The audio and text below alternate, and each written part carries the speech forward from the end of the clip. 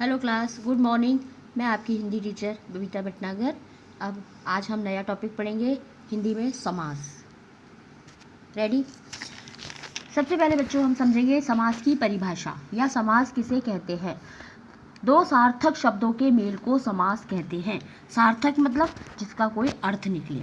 इसमें बीच की विभक्तियों का लोप होकर उस पद का रूप छोटा हो जाता है। यानी समास शब्द का शाब्दिक अर्थ होता है छोटा रूप या संक्षिप्तीकरण। जैसे एक शब्द है रसोई के लिए घर। जैसे मैंने आपको एक उदाहरण समझाया, रसोई के लिए घर, जहाँ हमारा खाना बनता है, रसोई के लिए घर, और उसको हम छोटा करके लिखेंगे रसोई घर। इसमें यदि हम के लिए विभक्ति का लोप कर देंगे यानी उसे हटा देंगे तो शब्द बना रसोई घर। यही एक सामासिक पद है। इसको हम समस्त पद भी कह सकते हैं। क्लियर? एक बार फिर से मैं रिपीट करती हूँ समास की परिभाषा कि दो सार्थक शब्दों के मेल को समास कहते हैं और इसमें बीच की विभक्तियों का लोप होकर उस पद का रूप छोटा हो जाता है। समझ में आया? संक्षिप्तीकरण, इसका वन वर्ड में बोलेंगे संक्षिप्तीकरण। सामासिक पद को विखंडित मानी अलग अलग करने की प्रक्रिया को समास विग्रह कहते हैं। विग्रह मीन्स अलग करना, कि किसी पद को हम खंड करके लिखते हैं, टुकड़ों में लिखते हैं, तो वो उसका समास विग्रह कहलाता है। विखंडित का अर्थ है अलग करना या टुकड़ा करने की क्रिया। जैसे विद्यालय, हमारे पास एक शब्द है विद्यालय। विद्यालय मीन्स विद्या के लिए आलय, जहाँ हम ऐसा घर जहाँ विद्या प्राप्त करते हैं वो कहलाता है विद्यालय। माता पिता, ये बीच में जो लग रहा है योजक चिन्ह, इसे क्या कहते हैं व्याकरण भाषा में? योजक चिन्ह। माता पिता जो योजक चिन्ह से जुड़ा है। अब हम इस योजक चिन्ह को यदि हटा देते हैं, इसका हम विग्रह करते हैं, तो अलग करने पर बनेगा माता और पिता। ऐसे ही आप दाल और रोटी और मिलके बन गया दाल रोटी। समास के भेद, अब मैं आपको समझाऊंगी समास के कितने भेद होते हैं। समास के 6 भेद होते हैं। समास के 6 प्रकार होते हैं। पहला इसका भाग है अव्ययी भाव समास। पहला इसका भाग है अव्ययी भाव समास। अव्यय का मतलब बच्चों मैंने आपको पहले बताया था कि वो शाब्दिक शब्द जिसका जो संज्ञा क्रिया कर्ता के अनुसार बदलता नहीं है, जिसका रूप हमेशा एक सा रहता है, उन्हें हम अव्यय शब्द कहते हैं। जैसे यथा, तथा, एवं, ये ऐसे शब्द हैं जो अव्यय है। जैसे मैंने जिस समास में पहला पद अव्यय हो, अव्ययी भाव समास में हम ये जांच कर लेंगे कि जिस समासिक पद में पहला पद अव्यय हो उसे अव्ययी भाव समास कहते हैं। जैसे उदाहरण आजन्म, आज आ किसमें क्या लग रहा है? ये है अव्यय शब्द। आजन्म जन्म से लेकर, भर पेट पेट भरकर, यथा संभव जैसा संभव हो। यथा मानी जैसा। इस समास में आप देखिए उदाहरण में सब में आप चेक करिए कि सब में आगे क्या लगा हुआ है? अव्यय शब्द। इसलिए यहाँ पे कौन सा समास है? अव्ययी भाव समास। हमें अगर पहचानना हो तो हम देख लेंगे कि पहला शब्द अव्यय है और दूसरा पद इसमें संज्ञा होता है। सिंपल डेफिनेशन है इसकी, साधारण सी परिभाषा है कि इस समास में पहला पद अव्यय होता है और दूसरा पद संज्ञा होता है।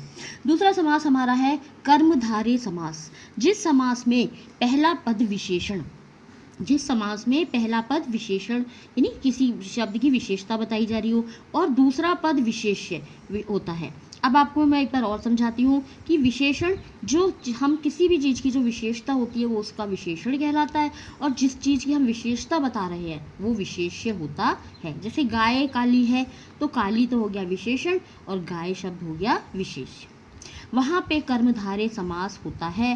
रिपीट, जिस समास में पहला पद विशेषण और दूसरा पद विशेष्य होता है वह कर्मधारय समास कहलाता है। उदाहरण समझ लीजिए, जैसे नील कमल, नीला है जो कमल, कमल तो हो गया क्या? संज्ञा और नीला हो गया विशेषण विशेष्य। महापुरुष, महान विशेषता हो गई, है जो पुरुष, पुरुष विशेष्य, महान है जो पुरुष।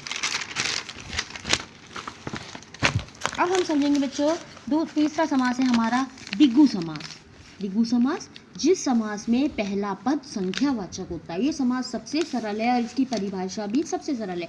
जहाँ आप शब्द में देखिए कि पहले संख्या आ रही है तो हम समझ जाएंगे कि ये द्विगु समास है। जिस समास में पहला पद संख्यावाचक होता है, जैसे चौराहा, जहाँ 4 राहें मिलती है वो चौराहा। सप्तऋषि, 7 ऋषियों का समूह क्या कहलाता है? सप्तऋषि। नवरात्र, नवरात्रि का समूह नवरात्र। त्रिभुवन, तीन भवन त्रिभुवन। अब हम इसमें विग्रह करते समय संख्यावाचक शब्द के साथ समाहार या समूह लिखना पड़ता है। जैसे आपकी परीक्षा में अगर इसको विग्रह करने के लिए दिया गया, अलग करने के लिए, तो आप कैसे लिखेंगे, देखिए जैसे चतुर्वेद 4 वेदों का समूह, सप्तऋषि 7 ऋषियों का समूह। सिंपल डेफिनेशन इसकी फिर से बताती हूँ। द्विगु समास में जहाँ पहला पद संख्यावाची हो तो हम समझ जाएंगे द्विगु समास है, जैसे चौराहा, सप्तऋषि, नवरत्न, नवरात्रि, त्रिभुवन। चौथा समास हमारा है बच्चों द्वंद्व समास, जिस समस्त पद में दोनों पद प्रधान हो, प्रधान मीन्स मुख्य है, जिस समस्त पद में दोनों पद प्रधान हो, मुख्य हो और उनके बीच के और शब्द का लोप हो जाता है, लोप माने हट जाता है, गायब हो जाता है, उसे द्वंद्व समास कहते हैं।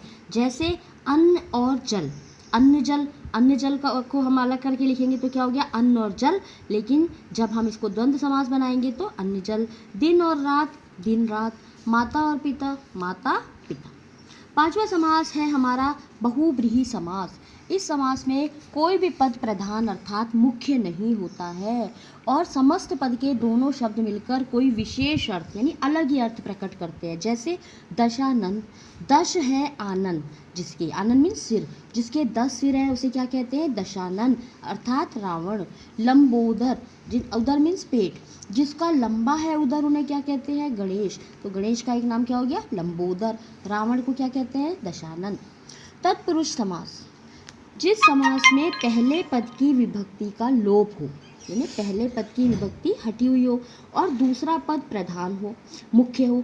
इस समास में जिस कारक की विभक्ति का लोप होता है उसी कारक के नाम पर इस समास का नामकरण होता है, या हम उसी कारक के नाम से इस समास को पुकारते हैं। जैसे मैं आपको एक उदाहरण समझाती हूँ। हस्त को गत, कारक के चिन्ह पहले हमें सबको बता रखे, कर्ता ने, कर्म को, करण से। हस्त को गत यानी कर्म कारक है, द्वितीय कारक है, हस्तगत, तो यहाँ पे क्या हो गया, द्वितीय तत्पुरुष। भाव से पूर्ण, करण से, कर्ता ने कर्म को करण से चिन्ह आ गया, यानी भावपूर्ण, भाव से पूर्ण, तृतीया तत्पुरुष हो गया। युद्ध के लिए, संप्रदान के लिए चौथा कारक आ गया। गुरु दक्षिणा, गुरु के लिए दक्षिणा, गुरु दक्षिणा यानी चतुर्थी तत्पुरुष। ऐसे ही आप आगे भी अभ्यास करेंगे, सारे कारक के चिन्ह लगा के इसको अलग अलग करके हम समझ सकते हैं। आगे है गृह कार्य। अब मैं आपको कारक मैंने समझा दिए हैं, कारक के 6 भेद होते हैं, समास समझा दिए हैं, समास के 6 भेद होते हैं, उनके आपके नाम देखेंगे, पहले परिभाषा पढ़ेंगे, उदाहरण समझेंगे, तब आपको दोबारा रिवाइज करेंगे तो समझ में आएगा। पहले पढ़ेंगे फिर गृह कार्य करेंगे। पहला प्रश्न है द्विगु समास की परिभाषा उदाहरण देते हुए लिखो। द्विगु समास की आपको परिभाषा लिखनी है, संख्यावाची वाला समास जो है वो जहाँ संख्या का ज्ञान होता है शुरू में। दूसरा मेरा प्रश्न है नीला आकाश तथा दाल रोटी शब्द किस समास के उदाहरण है। नीला आकाश तथा दाल रोटी किस समास के उदाहरण है। आप पहले शब्द को पढ़ेंगे कि कहाँ विशेषण है, कहाँ विशेष्य है, कहाँ योजक चिन्ह हटाना है, तो आपकी समझ में आ जाएगा और आप उत्तर लिखेंगे। प्रश्न नंबर 3, दशानन सामाजिक पद में समास का नाम बताइए।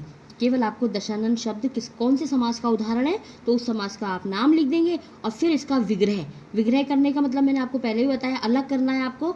दश है जा आनंद जिसके, दशानन ऐसे विग्रह करके अलग लिख देंगे। आपका homework complete. Okay, understand. Thank you so much.